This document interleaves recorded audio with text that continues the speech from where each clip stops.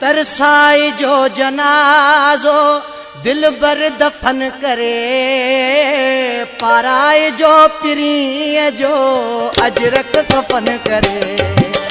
तरसाई जो जनाजो दिल बर दफन करे, पाराई जो पिरी जो अजरक कफन करे।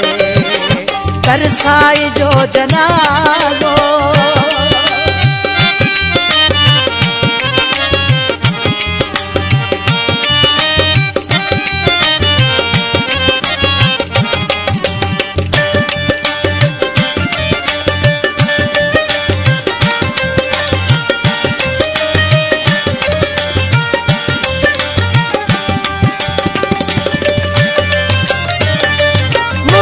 सजन वफा में मशहूर वा घणो, कुछ देर कई अथस जो तू दूर वा घणो।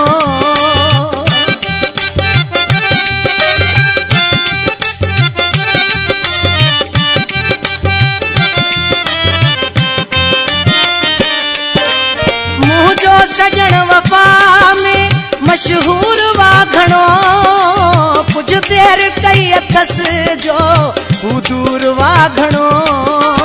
ईंदो ज़रूर ईंदो, ईंदो ज़रूर ईंदो, वियो वा वचन करे, पाराई जो पिरी जो अजरक कफन करे।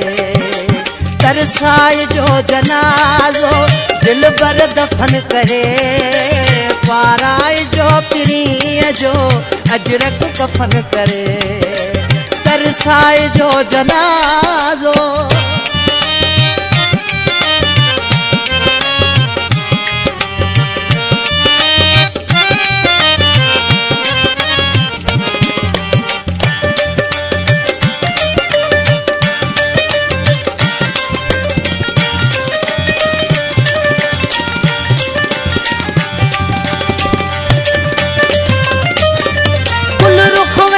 बदन सब सुहना घुराए जो, चादर मथा गुलन जी मुखे पाराए जो।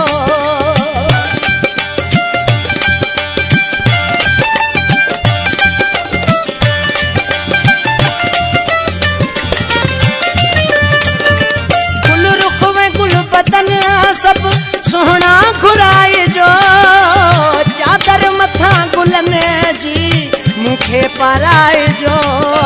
छड़ जो मुकाम सारो, छड़ जो मुकाम सारो, यारो चमन करे, पाराई जो पिरी जो अजरक कफन करे।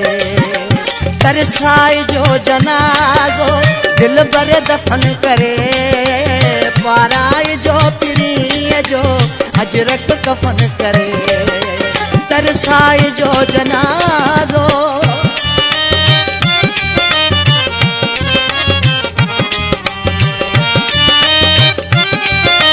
नसीर ख्याल जिकमा वाला तवज्जो मज़ा डेरे दोस्त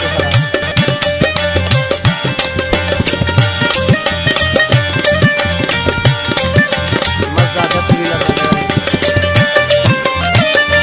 परदेस के तैयारी राशिद जी अलविदा, ए दोस्तो वज़ीज़ो मुखा थी जुदा।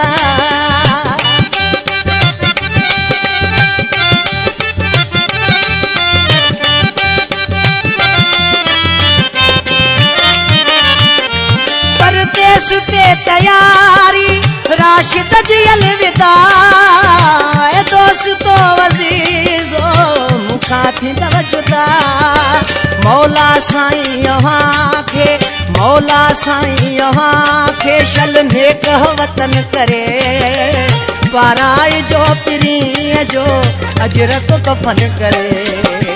तरसाई जो जनाजो दिल बर दफन करे, पाराई जो पिरी जो अजरक कफन करे। तरसाई जो जनाजो